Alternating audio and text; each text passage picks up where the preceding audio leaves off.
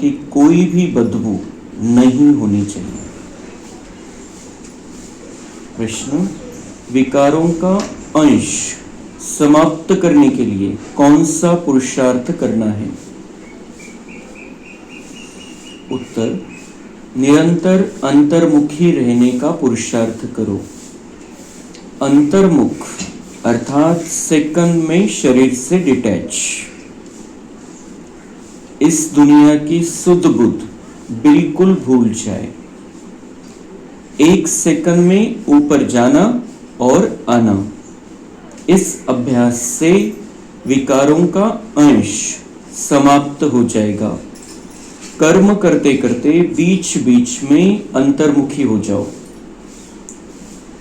ऐसा लगे जैसे बिल्कुल सन्नाटा है, कोई भी चूरपुर नहीं, यह सृष्टि तो जैसे है ही नहीं। ओम शांति।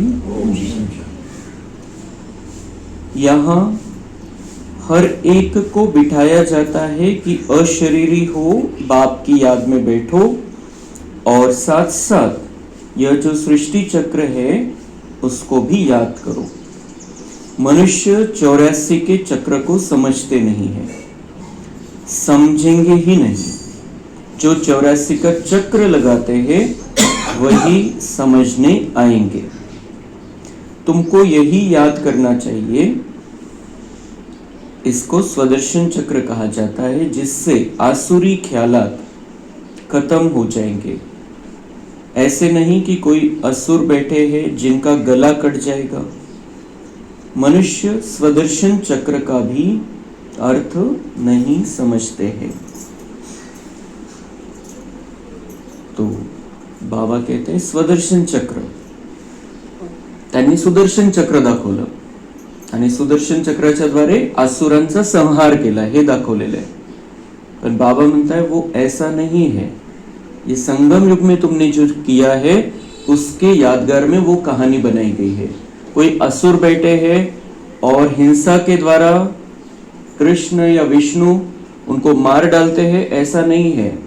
आप जो स्वदर्शन चक्र घुमाते हो वो सुदर्शन चक्र की बात है। ये स्वदर्शन बाबा कहता है कि आप जो स्वदर्शन चक्र घुमाते हो, मतलब अपने आप को देखते हो, मैं परमधाम में प्योर आत्मा, दिव्य आत्मा सतयुग में आई, फिर द्वापर में थोड़ा सा नीचे आई, लेकिन पूजा चालू हो गई मेरी, संगम युग का यादगार, मैं पूज्य आत्मा। फिर मैं कलयुग के अंत समय में आ गया था, दुखी तमोप्रधान अवस्था हो गई, चार्जिंग कम हो गई, बाबा ने चुन लिया, मैं ब्राह्मण बन गया। अब ब्राह्मण से मुझे फरिश्ता बनना है, फरिश्ता से देवता बनना है। हे जेव्हा आपल्याला स्मृती येते आणि आपण त्याला वारंवार वारंवार रिपीट करतो की मैं ये हूं, मुझे ऐसा बनना है फिर से, तर त्याच्यामुळे काय होतं, बाबा म्हणतात या हे जे स्वदर्शन चक्र तुम्ही फिरवता बुद्धीमध्ये, त्याच्यामुळे तुमच्यामध्ये जे असुर आहे, जे आसुरी लक्षण आहे, जो विकारांचा प्रभाव है, तो समाप्त हो जातो। और ये आसुर एक एक के अंदर के समाप्त हो जाएंगे। हम बाबा के बच्चों के एक एक के अंदर के समाप्त हो जाएंगे तो दुनिया के आसुर खत्म हो जाते हैं। दुनिया में जो आसुरियत फैली है, जो विकार फैले हैं, वो खत्म हो जाते हैं। तो ये बात है, उसकी उन्होंने कहानी बनाई है। तो यह ज्ञान तुम बच्चों को यहां मिलता है। किसको मिलता है ये स्वदर्शन चक्र का ज्ञान? जिन्होंने पूरा स्वदर्शन चक्र घुमाया है, पूरा घूमे हैं, पूरा राउंड लगाया है, उनको ही ये बात बुद्धि में बैठेगी कि हाँ ये 84 का चक्र है, ये मेरा चक्र है, मैं यहां तक पहुंचा हूं, मुझे फिर सतयुग में जाना है। किसकी बुद्धि में बैठेगा? बाबा म्हणता है जिन्होंने ये चक्र लगाया है, जिन्होंने जो द्वापर के बाद आए हैं उनकी बुद्धि में ये स्वदर्शन चक्र की बात बैठेगी नहीं।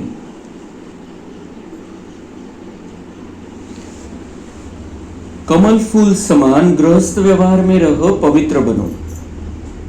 भगवानुवाच है ना, यह एक जन्म पवित्र बनने से भविष्य 21 जन्म तुम पवित्र दुनिया का मालिक बनेंगे। सतयुग को कहा जाता है शिवालय, कलयुग है वैश्यालय। यह दुनिया बदलती है।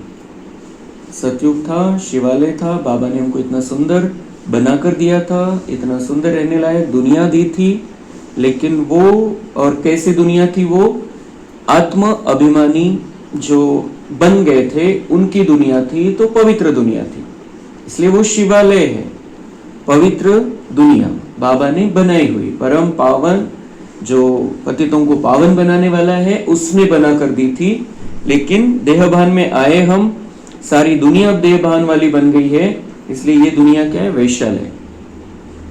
शिवालय से वैश्यालय बन गई। ये दुनिया बदलती है, चक्र फिरता है, फिर ये दुनिया बदलने वाली है, ये वैश्यालय से शिवालय बन जाएगी। बाप आकर कांटों को फूल बनाते हैं। बाप को बागवान कहते हैं, बुलाते हैं आकर कांटों को फूल बनाओ। बाप फूलों का बगीचा बनाते हैं, माया फिर कांटों का जंगल बनाती है। बाप फूलों का बगीचा बनाते हैं, मतलब हमें फूल जैसा बना देते हैं, बिना विकारों का बना देते हैं। हम किसी को दुख नहीं देते, किसी को तकलीफ नहीं देते, विकार में नहीं जाते, तो हम फूल बन जाते हैं। लेकिन माया कांटों का जंगल बनाती है, माया हमें कांटा बना देती है, और ये दुनिया ही कांटों का जंगल बन जाती है। मनुष्य तो कह देते हैं, ईश्वर तेरी माया बड़ी प्रबल है। क्या कहते हैं मनुष्य? मनुष्यों में सब आ गए, साधु संतों सहित सब। तो क्या कहते हैं सब? ईश्वर तेरी माया बड़ी प्रबल है। ईश्वर की माया कहते हैं, और कहते बहुत शक्तिशाली है। म्हणजे परमेश्वरानी, बाबांनी ही माया पाठवलेली, या दुनियेला मायावी बनवलेलं आहे। कितना बड़ा अपमान किया है, घोर निंदा करते हैं भगवान की, ये कहते हुए कि बाबा भगवान तुम्हारी माया बड़ी प्रबल है। तो न ईश्वर को न माया को समझते हैं, भगवान को नहीं ये भी जानते नहीं, और माया क्या है ये भी जानते नहीं। कोई ने अक्षर कहा, बस रिपीट करते रहते। कोणीतरी कोणत्या तरी शास्त्रामध्ये लिहिलं, किंवा कोणीतरी साधू संतांनी संन्यासांनी एखादं सांगितलं कि भगवान की माया है, तो बाबा कहते किसी ने अपनी बुद्धि लगाई नहीं उसमें, और वो सारा रिपीट होता रहता है दुनिया में कि भगवान की माया, और वो बड़ी प्रबल है। ती माया काय हे पण माहिती नाही। तो अर्थ कुछ नहीं, सिर्फ रिपीट करते हैं। एक ने कहा और फिर सारी दुनिया रिपीट करने लगी, अर्थ कुछ नहीं। तुम बच्चे समझते हो यह ड्रामा का खेल है, राम राज्य का और रावण राज्य का। बाबा राम राज्य बना देते हैं, मतलब सब सुख शांति में रहते हैं, और फिर रावण राज्य बन जाता है। राम राज्य में सुख, रावण राज्य में दुख है, यहां की ही बात है। यह कोई प्रभु की माया नहीं है। माया कहा जाता है 5 विकारों को, जिसको रावण कहते हैं। माया क्या है? 5 विकार। वो इस हिसाब से माया नहीं कहते। माया का है एक्चुअल मध्ये 5 विकार, उसको ही रावण भी कहते हैं। बाकी मनुष्य तो पुनर्जन्म ले 84 के चक्र में आते हैं। 84 के चक्र, एक एक बात में एक एक बाबा का महावाक्य गहराई से भरा है। पुनर्जन्म होता है मनुष्यों का, और हर एक मनुष्य जो पहले भी आया है, स्टार्ट किया है उसने, उसको पूरे 84 जन्म लेने। और कैसे लेने? मनुष्य शरीर में। हम कभी भी जानवर नहीं बनते हैं, हम कभी भी कीड़ा मूंगी नहीं बनते हैं, हम कभी भी बंदर नहीं बनेंगे, हम कभी भी गधे नहीं बनेंगे।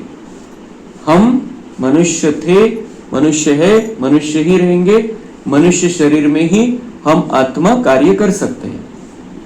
इसलिए मनुष्यों के 84 जन्म है पूरे कल्प में। अगर जिसने पहले जन्म से जो आया है उसके, फिर जो जिसका एक जन्म कट हुआ 150 वर्ष के बाद आया, उसके 83 जन्म है, और द्वापर के बाद आए उनके 63 जन्म है। जो अगर द्वापर के स्टार्ट में आए तो फिर और उनके भी जन्म कम रहते हैं। अगर जो सिर्फ कलयुग में ही आएगा, जिसका कलयुग में ही पार्ट है, तो उसके 42 जन्म है।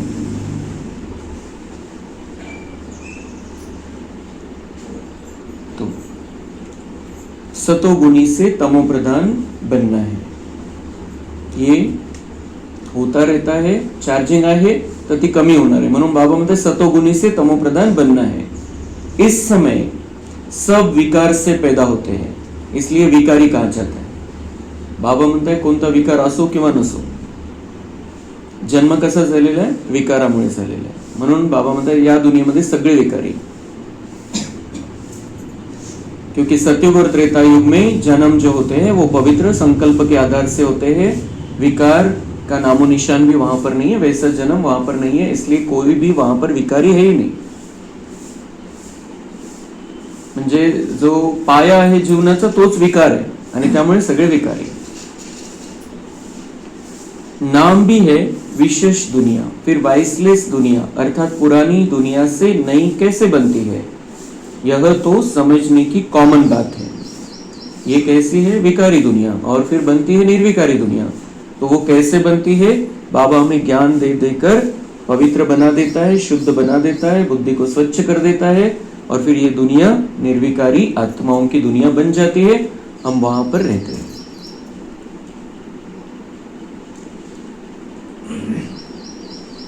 न्यू वर्ल्ड में पहले हेवन था, मतलब दुनिया जब नई बनी तो स्वर्ग है.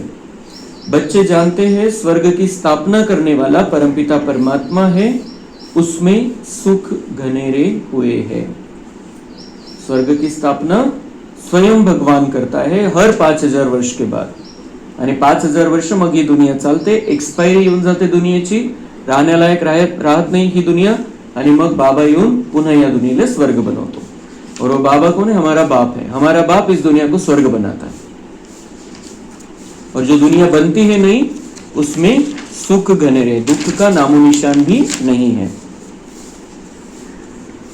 अब बाप आए हैं निर्विकारी दुनिया बनाने. बाप कहते हैं बच्चे काम महाशत्रु है, उन पर जीत पानी. जो काम विकार आहे तोच सगळ्यात मोठा शत्रू आहे. जे विकारांची सुरुवात झाली, ही दुनिया विकारी बनायला सुरुवात झाली, तर सगळ्यात पहिले आत्मभानापासून देहभानामध्ये परिवर्तन झालं. देहभान आला, मग सगळ्यात पहिला विकार आला काम विकार. स्त्री पुरुषाचं भान आलं, काम विकार आला. तो ये महाशत्रु है. बाबा कहते अभी इस पर जीत पानी है. इस एक जन्म मेरे खातिर पवित्र रहो तो 21 जन्म पवित्र रहेंगे, पवित्र दुनिया में राज करेंगे. संपूर्ण निर्विकारी पवित्र बनना है. अपवित्र होने से तुमने पाप बहुत किए हैं. यह है ही पाप आत्माओं की दुनिया. पाप जरूर शरीर के साथ करेंगे. तो बाबा कितना अच्छी रीति से, कितना शांति से, कितना प्यार से हमको समझाता है. ऐसे नहीं कि वो गुस्से में कहता है मैंने इतना सुंदर बनाया था, हर 5000 वर्ष के बाद आकर मैं तुमको ज्ञान देता हूँ, तुम फिर बिगड़ जाते हो. ऐसा नहीं. बाबा म्हणताय मी असं बनवलं होतं, दुनिया खूप चांगली होती, तुम्ही खूप पवित्र स्थितीमध्ये होते, सुख शांती होती, पण काय झालं, तुम्हाला देहभान आला, तुमची चार्जिंग कमी झाली आणि तुमच्याकडून पाप झालेले. म्हणजे एक किती शांततेने बाबा समजवतोय की तुमच्याकडून पाप झालेले, आता त्याच्यापासून मुक्त व्हायचंय. कोई गुस्सा नहीं, कोई ये नहीं कि मैं इतना इनके लिए इतना मेहनत करता हूँ, 100 वर्ष में इनके लिए रखता हूँ, और फिर मुझे ये दुनिया जो अच्छी बना कर देता हूँ उसमें रहना भी नहीं है. इतने फिर भी ये बिगड़ जाते हैं, मुझे फिर आना है, फिर मुझे ये सारा समझाना है. कुछ नहीं. बहुत प्यार से, बहुत शांति से हमको समझाता है बच्चे तुमसे पाप हो गए हैं, अब उससे दूर रहना है, और जो किए हैं उसको खत्म करना है. तो अपवित्र होने से तुमने पाप बहुत किए हैं. ये है ही पाप आत्माओं की दुनिया. पाप जरूर शरीर के साथ करेंगे तब पाप आत्मा बनेंगे. देवताओं की पवित्र दुनिया में पाप होता नहीं. देवताओं की पवित्र दुनिया में पाप होता नहीं. यहां तुम श्रीमत से श्रेष्ठ पुण्य आत्मा बन रहे हो.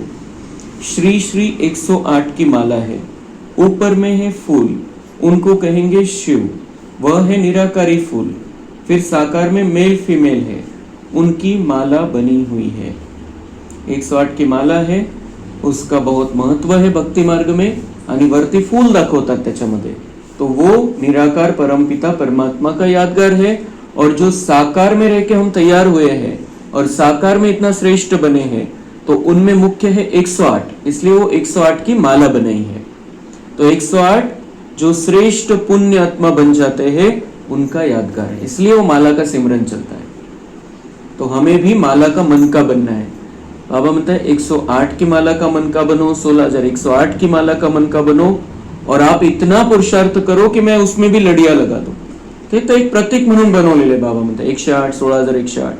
पण तुम्ही असा पुरुषार्थ करा की तुम्ही त्या 108च्या लेवलचे पण होऊन जाऊ शकता आणि 16,108च्या लेवलचे पण होऊ शकता जर थोडा कमी पडला पुरुषार्थ तर. तो शिव बाबा द्वारा यह पूजन सिमरन लायक बनते हैं. जो माला के मन के हैं शिव बाबा ने उनको वैसा बनाया है और इसीलिए उनका पूजन होता है, सिमरन होता है. माला क्यों बनाई और माला को क्यों सिमरते हैं किसी ने पूछा नहीं, किसी ने जानने की कोशिश नहीं की, लेकिन बाबा हर एक बात का हमें जवाब देता है. ये माला का क्यों महत्व है.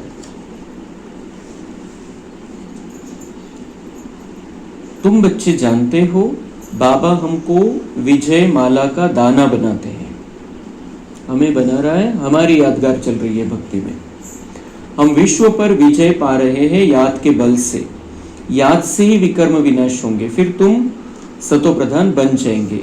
वो लोग तो बिगर समझ कह देते हैं प्रभु तेरी माया प्रबल है. किसके पास धन होगा कहेंगे इनके पास माया बहुत है. धन को ही माया समझ बैठे हैं. और बाबा कहते धन माया नहीं है, तुम्हारे मन बुद्धि पर जो विकारों का राज है वो माया का प्रभाव है. धन नहीं है. धन तो लक्ष्मी नारायण के पास सबसे ज्यादा होगा, लेकिन वो निर्विकारी है, इसलिए वो माया का प्रभाव ही नहीं है उनके ऊपर. इसलिए वो धन माया नहीं है. विकार पाप कराते हैं. धन से पाप होता है, लेकिन विकार जिसमें है उसके द्वारा होता है. अगर धन है लेकिन विकार नहीं है तो पाप होगा ही नहीं.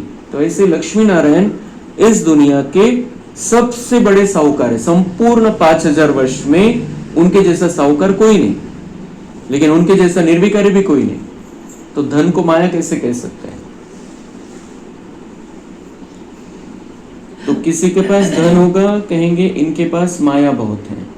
वास्तव में माया 5 विकारों को कहा जाता है, जिसको रावण भी कहा जाता है. उन्होंने फिर रावण का चित्र बना दिया है 10 शीश वाला. अब चित्र है तो समझाया जाता है. बाबा म्हणतात त्यांनी बनवलं ते चित्र. माया 5 विकार को कहा जाता है. कोणाच्या तरी बुद्धीमध्ये आलं असेल म्हणून त्यांनी तशा प्रकारचं चित्र बनवलं. मतलब एक सिर काटा दूसरा आ जाता है, दूसरा काटा तीसरा आ जाता है. मतलब ये विकारों को हमें बाबा समझाता है कि 5 विकारों को संपूर्ण रीति से समाप्त करना है. ये रावण ही वो पुतला जो बना दिया उन्होंने, चित्र बनाया, ये 5 विकारों का प्रतीक है. आणि त्याचं उत्तर 10 का बरं बनवले तर बाबांनी त्याचं उत्तर दिलेले 5 विकार स्त्री के अंदर जो है वो उसका प्रतीक और 5 विकार पुरुष के अंदर जो है, क्योंकि दोनों का अलग अलग भी रहता है, उसके प्रकार अलग अलग भी है. इसलिए बाबा कहते हैं उसको ऐसा समझ सकते हैं 5 विकार स्त्री के दिखाए हैं, 5 विकार पुरुष के दिखाए हैं. अजून एक उदाहरण है भक्ति मार्गामध्ये, जैसे अंगद के लिए भी दिखाते हैं. उनको रावण ने हिलाया परंतु हिला न सका, दृष्टांत बना दिए हैं, बाकी कोई चीज है नहीं. तो अंगद ये हमारा उदाहरण है. बाबा हमें सिखाते हैं जो उन्होंने कहानी बनाई है अंगद जैसा स्थिर रहना है. माया कितना भी हिलाने की कोशिश करे, किसी भी प्रकार की माया आ जाए, तुम्हें अचल अडोल रहना है. बाबा की उंगली पकड़ कर रखनी है. माया तो हिलाने की कोशिश करेगी, क्योंकि हम उससे दूर जा रहे हैं, उसका राज्य समाप्त करने निकले हैं, इसलिए वो तो हिलाएगी, किसी न किसी के द्वारा हिलाएगी. व्यक्ती, वस्तू या वैभव कोणाच्या तरी माध्यमातून ती आपल्याकडे खेचायचा प्रयत्न करेल. आपल्याला सावध राहायचं.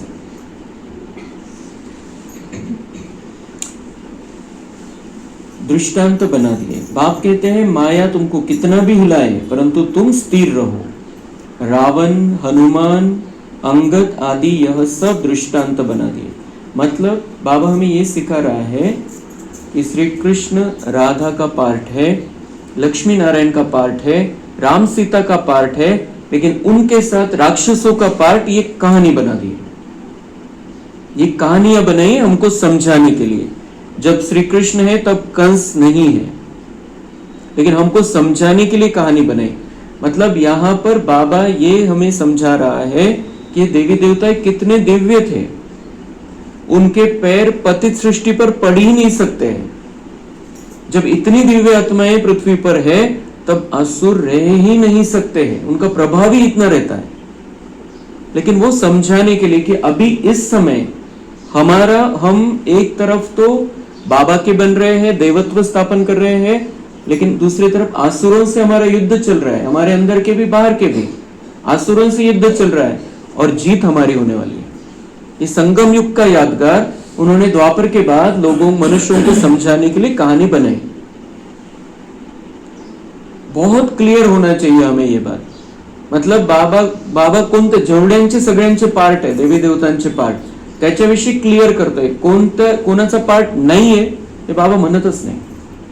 देवी देवतांचा पार्ट, त्याची श्रेष्ठता उलट बाबा सांगतो। जे श्रीकृष्णाचा अपमान केलेला आहे बाबांना चांगलं नाही वाटत। नंबर 1 का बच्चा और उसका कितना अपमान कर दिया है कि वो माखन चुराता था, गोपिकाओं के वस्त्र चुराए, 16,108 बाइका होत्या, ये सारा उसका निंदा की है। लेकिन वो जिन्होंने लिखा है उनका कोई गलत उद्देश नहीं था, हे बाबा आपल्याला समजवतो की काही समजवायचं होतं त्याच्यातून, म्हणून त्यांनी ती कहानी बनवली।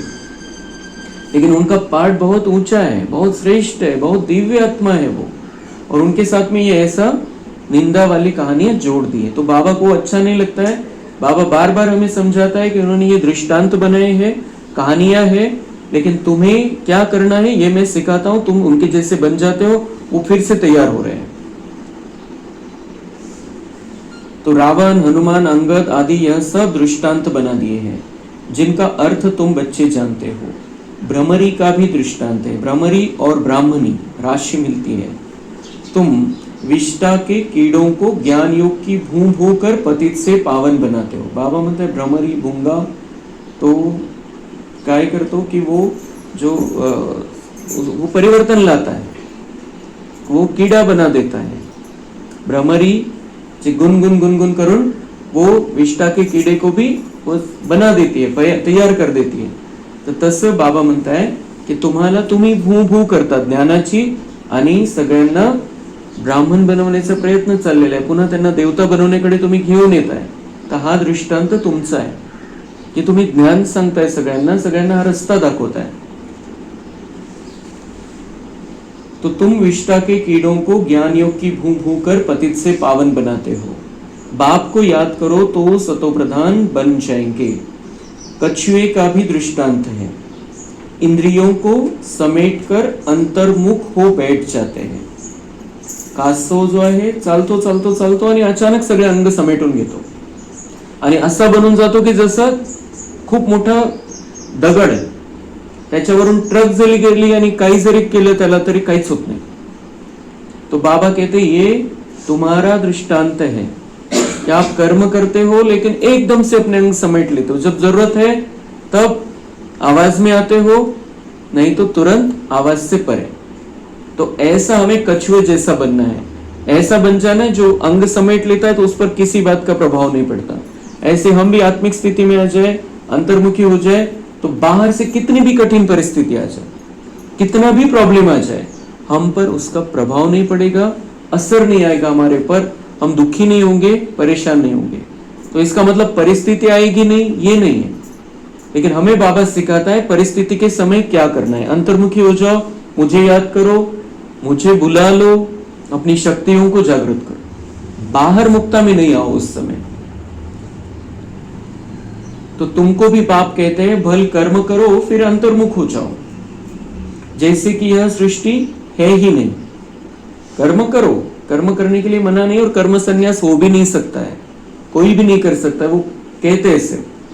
लेकिन कर्म तो हर एक को करना है। तो बाबा भी हमें कोई कर्म करने से नहीं रोकते। तुम्हें जो कर्तव्य करना है वो सब कुछ करना है और बहुत अच्छा करना है, पण बाबा म्हणताय मग नंतर अंतर्मुखी होऊन जा, काही थोड्या थोड्या वेळासाठी अधून मधून, जैसे कि यह सृष्टि है ही नहीं।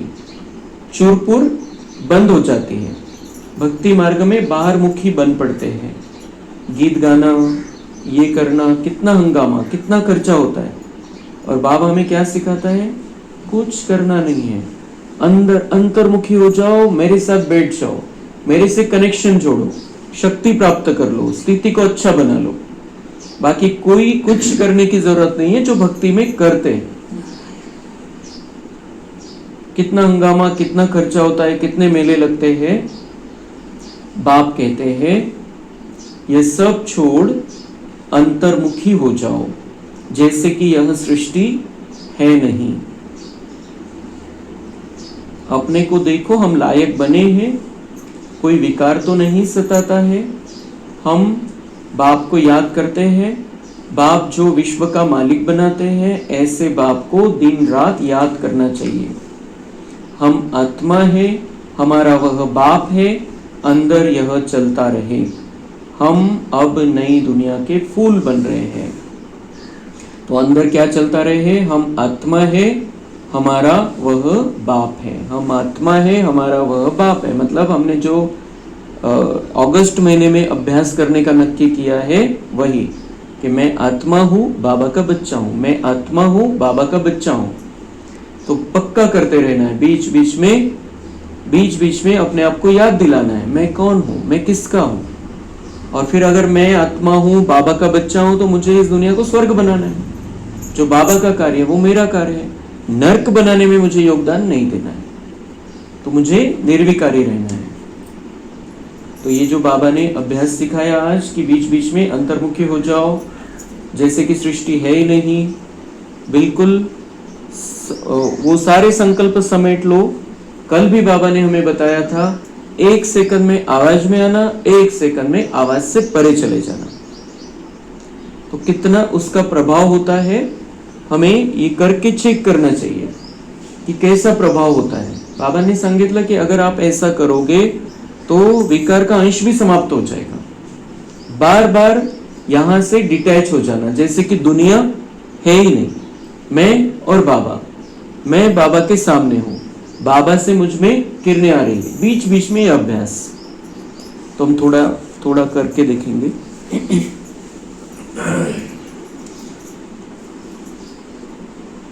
देखना है अपने आप को, मैं आत्मा।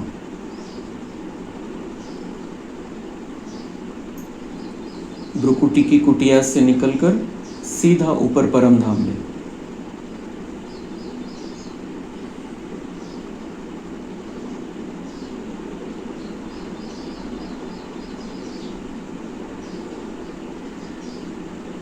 मैं और बाबा साथ में हैं।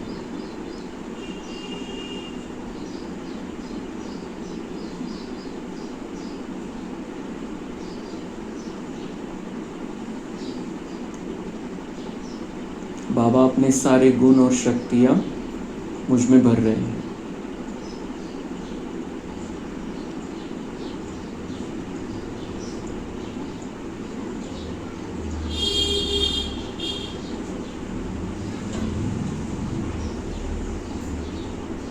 बाबा से विदाई लेकर मैं वापस नीचे।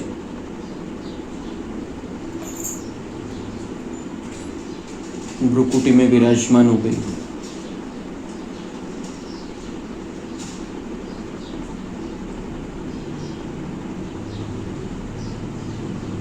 मुझसे लाइट निकल रही है, मैं आत्मा भ्रुकुटी में, मुझसे लाइट निकल रही है। मेरा संपूर्ण शरीर लाइट का हो गया है।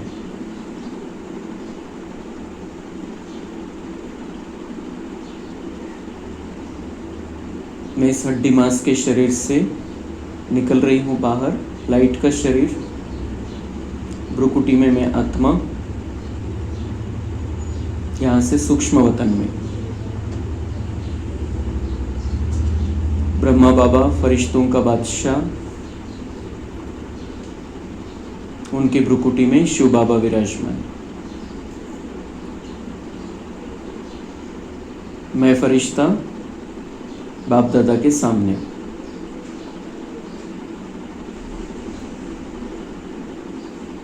बाप दादा ने मेरे सिर पर हाथ रखा, बहुत पावरफुल दृष्टि दे रहे हैं। सामने से सीधी दृष्टि मुझ पर पड़ रही है।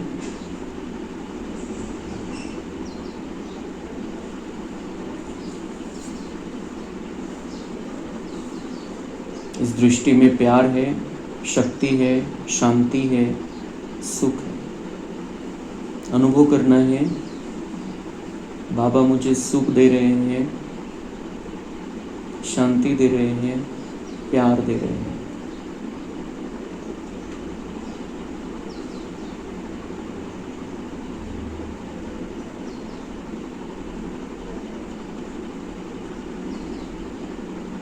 बाबा से दृष्टि लेता हुआ मैं वापस इस शरीर में।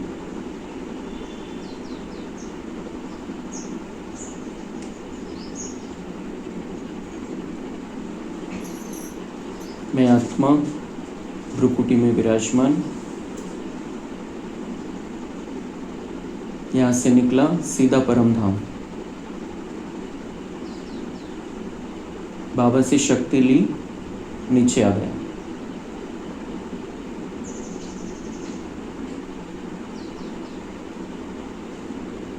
मैं आत्मा भ्रुकुटी में, लाइट निकल रही है मुझसे, शरीर लाइट का बन गया। मैं ऊपर सूक्ष्म अवतन में।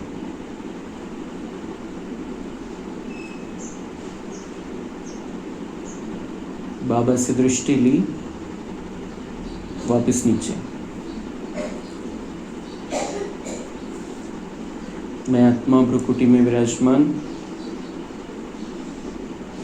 यहाँ से निकला आकाश के ऊपर परम धाम में। बाबा को टच किया, वापस नीचे।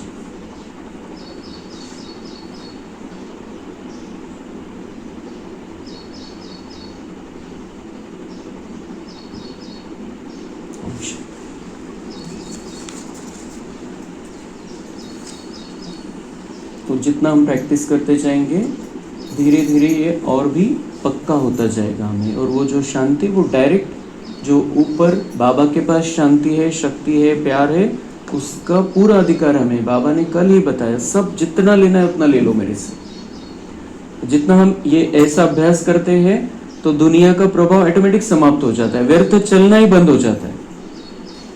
तो ये बार बार बार बार बार बार बीच बीच में करते रहेंगे तो हमारा पक्का हो जाएगा। जेव्हा आपल्याला वेळ आहे, 1 सेकंद वेळ आहे, 1 सेकंदात बाबाकडे जाऊन यायचं।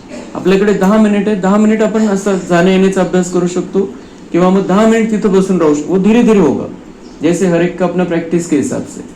लेकिन कोई इसमें बाबा ने कोई नियम नहीं बनाया है कि आपको आधा घंटा ऊपर आकर बैठना है या 1 घंटा बैठना है। कोई नियम नहीं, हमें जैसा लगता है। अभी लगता है कि मुझे, मेरे पास 1 सेकंड है, 1 सेकंड में यहाँ से निकल के जैसे देखना है अपने आप को, मैं ऊपर, बाबा से शक्ति मिल रही है, मैं वापस रिटर्न। ये और यही अभ्यास हमें अंत में काम आने वाला है। यही साधना है, बाबा ने जो कल बताया, यही साधना है। साधन हमें आधार लेना है उनका, लेकिन ये साधना हमारी चलती रहे तो अंत में सब साधन बंद हो जाएंगे, लेकिन हमारी ये साधना हमारा भाग्य बनाएगी। इसलिए ये बहुत जरुरी आहे। आणि बाबाने सांगितलं, हे असं कराल तुम्ही तर विकारांचे अंश पण समाप्त होऊन जातील आणि तुम्ही फुलासारखे बनाल।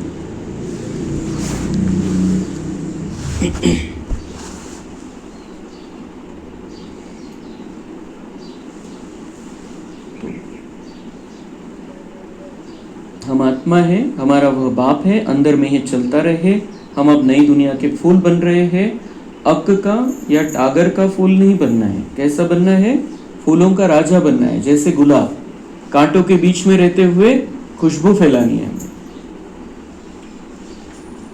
हमको तो एकदम किंग ऑफ फ्लावर, बिल्कुल खुशबूदार बनना है, कोई बदबू न रहे, कोणताही विकाराचा प्रभाव, फक्त एक काम विकार नाही, क्रोध, लोभ, मोह, अहंकार, ईर्ष्या, द्वेष, आलस्य, अलबेलापण, हे सगळे विकार आणि विकारांचे अंश याच्यापासून मुक्त राहायचं आहे। फूल खूप चांगलं फुललेलं आहे, पण एखादं कोने कोपऱ्याला ते सडल्यासारखं आहे, तर चांगलं वाटतच नाही ते। तो इसलिए हमें ऐसा फूल बनना है जो थोड़ी भी बदबू, थोड़ा भी विकार का अंश हमारे अंदर न रहे।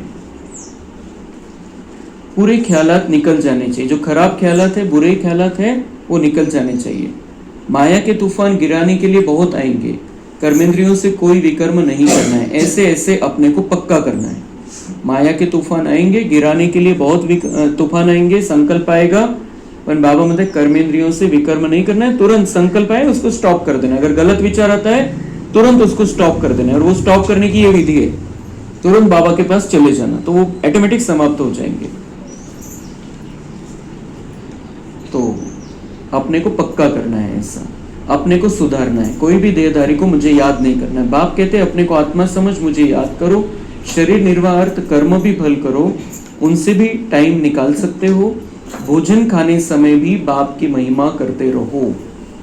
बाबा को याद कर खाने से भोजन भी पवित्र हो जाता है। तो जो परसों के दिन आशा दीदी ने जो क्लास कराया था उसके अंदर उन्होंने कहा आप दिन भर याद करते हो या लक्ष्य रखते हो, इतना याद करना है, उतना याद करना है, इतना समय याद करना है, इतना घंटे याद करना है। उन्होंने कहा कि आप एक पक्का करो, आप इतना ही करके देख लो कि आप जितना समय भोजन करते हो, किसी को 10 मिनट लगते हैं, किसी को 15 मिनट, 20 मिनट, 25 मिनट, जितना समय भोजन कर रहे हैं उतना समय भी पूरा बाबा की याद रहती है कि नहीं, उतना चेक करो। दिन भर याद करते वो छोड़ दो, पहले भोजन करते समय बाबा की याद रहती है कि नहीं रहती, ये चेक करो। भोजन करते समय अगर बाबा की याद रहेगी तो वो अन्न अंदर जाकर प्रभाव करेगा हमारे जो, क्योंकि बाबा की याद रहना मतलब बाबा की किरणें लेना है उसके अंदर, बाबा के वाइब्रेशन उसमें लेना है। बाबा को साथ हम सोच सकते हैं बाबा साथ में बैठा है, बाबा मुझे खिला रहा है, या फिर बाबा की किरणों में मैं खा रहा हूं, या बाबा की छत्र छाया है, किंवा मैं नाइस कही तो आजचा मुरलीचा पॉइंट, लेकिन दूसरा कुछ भी नहीं आना चाहिए भोजन के समय। तो वो भोजन हमारे अंदर दवाई का काम करेगा, हमारे अंदर एनर्जी, स्पेशल एनर्जी भर देगा। तो ये हम भोजन के समय महिमा भी कर सकते हैं। बाबा पवित्रता का सागर है, मैं पवित्र आत्मा हूँ, बाबा प्यार का सागर है, मैं प्रेम स्वरूप आत्मा हूँ। तो ऐसे अलग अलग तरीके। तो हम आज से पक्का कर ले कि मुझे भोजन के समय बाबा को याद करना है। भोजन के समय कुछ भी व्यर्थ नहीं होना चाहिए, कुछ भी गलत नहीं होना चाहिए, कोई गलत शब्द मुख से नहीं बोलना है, कोई गलत विचार मुख से नहीं, वाणी में आना नहीं है, संकल्प में करना नहीं है। बहुत अच्छी रीति से हमें पक्का कर लेना है की ज्या वेळेला आपण जेवण करतोय त्यावेळेला फक्त बाबा बाबा, बाबाचं ज्ञान, बाबांचे व्हायब्रेशन, आणि मग त्यावेळेला बोलावं पण लागेल तर खूप गोड बोलू आपण, गोड शब्द राहतील एकदम। तो ये भोजन पर बहुत अटेंशन देना है, करके देखना है कितना क्या प्रभाव पड़ता है उसका। अगर हम बाबा को याद करेंगे, बाबा की याद में भोजन स्वीकार करेंगे तो कैसी एनर्जी आती है हमारे अंदर, ये बाबा बताता है। लेकिन हम जितना अनुभव में लाएंगे उतना और भी हमारा पक्का होता जाएगा कि मुझे ऐसा करना है, ये करने से ये फायदा होता है। तो देखना है कितना सच्चा सोना बना हूं, आज कितना घंटा याद में रहा, कल 3 घंटा याद में रहा, आज 2 घंटा रहा, यह तो आज घाटा हो गया। तो चेक करना है बाबा को कितना, बाबा की याद में कितना रहते हैं हम। अगर कल ज्यादा थे आज कम हो गए, इसका मतलब आज घाटा हो गया। तो हमें बिल्कुल पक्का करना है तो कि मुझे जितना हो सके रोज उन्नति करनी है अपनी, रोज आगे बढ़ते जाना है, रिवर्स नहीं आना है, आगे ही बढ़ते जाना है। यात्रा पर जाते हो तो कहाँ ऊंचे कहाँ नीचे होते हैं, तुम्हारी अवस्था भी नीचे ऊपर होती रहेगी। अपना खाता देखना है, मुख्य है याद की यात्रा।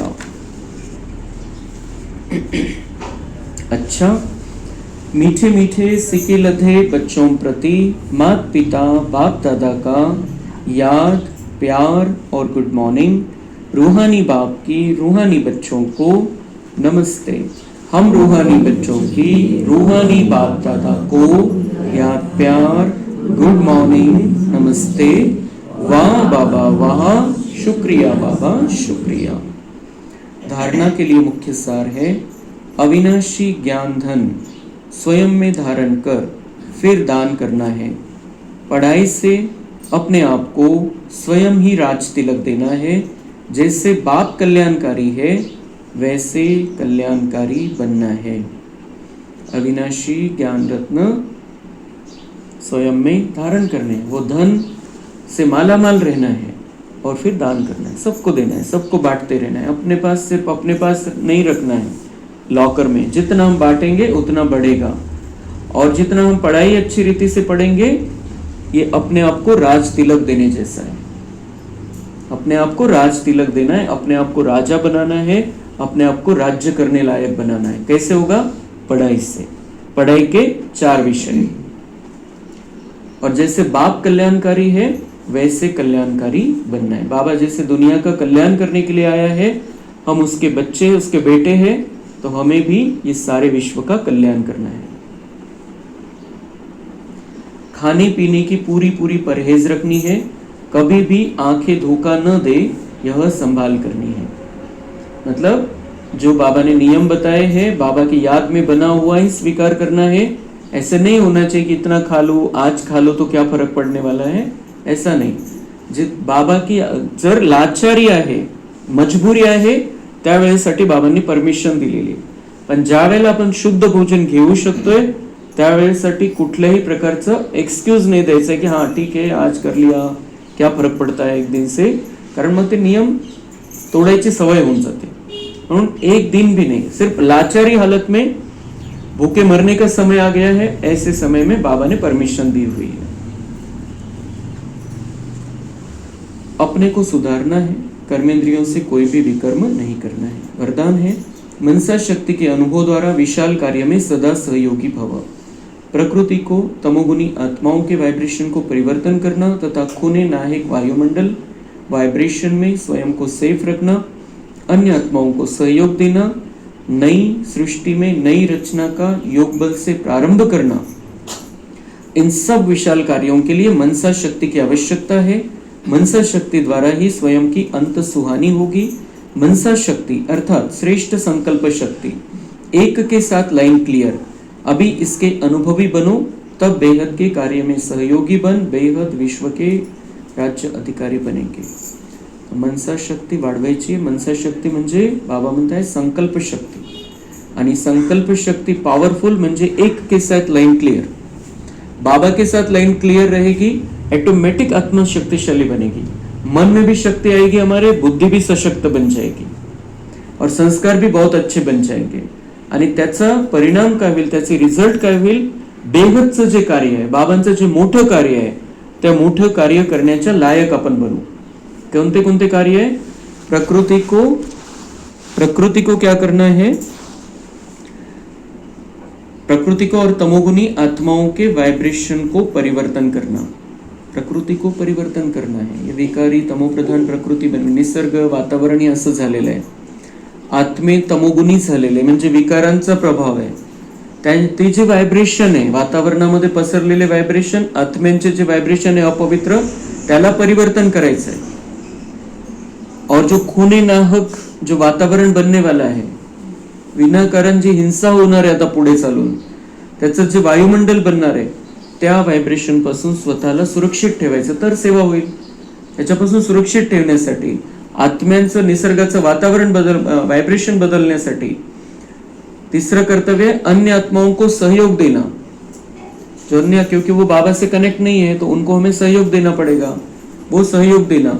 आणि चौथा कार्य, मोठं कार्य, नई सृष्टि में नई रचना का योग बल से प्रारंभ करना। नई सृष्टि में जन्म कैसे होने वाले? योग बल से। संकल्प आएगा और वो जो गर्भधारणा हो जाएगी, तो कितने पावर चाहिए? नई सृष्टि में नई रचना का योग बल से प्रारंभ करना, क्योंकि वहां पर सारे जन्म 33 करोड़ आत्माओं के जन्म वहां पर होंगे, तो वो कैसे होने वाले हैं? योग बल से होने वाले हैं। तो बाबा कह रहे उसके लिए मनसा शक्ति अभी बढ़ानी है, तो वहां पर जाकर वो फिर काम में आएगा आपको। इन विशाल कार्यों में हमें सहयोगी बनना है। स्लोगन है, निर्भयता और नम्रता ही योगी व ज्ञानी आत्मा का स्वरूप है। तो योगी और ज्ञानी आत्मा का स्वरूप कैसे दिखाई देगा, कैसे समझेगा?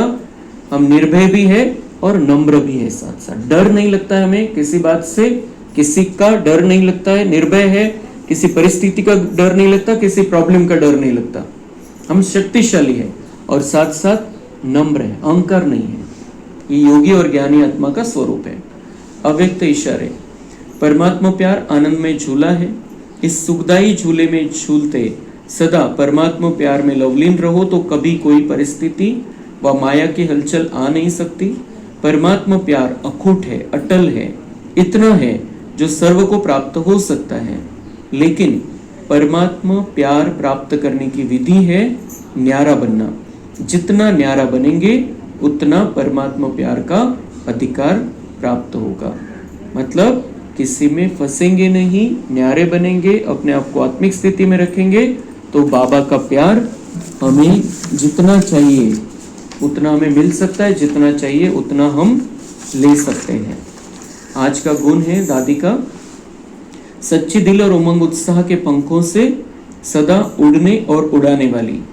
बाबा जो कहते हैं सच्चे दिल पर साहिब राजी, दादी जी ने सच्चे दिल से बाबा को अपना साथी बना लिया तो अनेक प्रकार के विघ्न अपने आप समाप्त होते गए। विघ्न तो कभी बीमारी के रूप में आता, कभी लौकिक अलौकिक परिवार की तरफ से आता, कभी संगठन में स्वभाव संस्कार के रूप में आता। परंतु यदि सच्चे दिल से बाबा को अपना साथी बनाया है तो समय पर बाबा की मदद स्वतः मिलती है। उनकी अटैचमेंट किसी भी व्यक्ति, वस्तु या वैभव में नहीं होती। वे मुक्त होने के कारण उमंग उत्साह के पंखों से सदा उड़ते रहते हैं। दादी जी ऐसे ही उड़ता पंछी बन उमंग उत्साह से सेवाओं में आगे से आगे बढ़ती रही। तो सच्चे दिल, बाबा को अपना साथी बना लेना है तो फिर सदा उमंग उत्साह रहेगा, सदा हमारी उड़ती कला रहेगी, रोज उन्नति होती रहेगी। किसी में अटकना नहीं है, किसी के प्रभाव में आना नहीं है।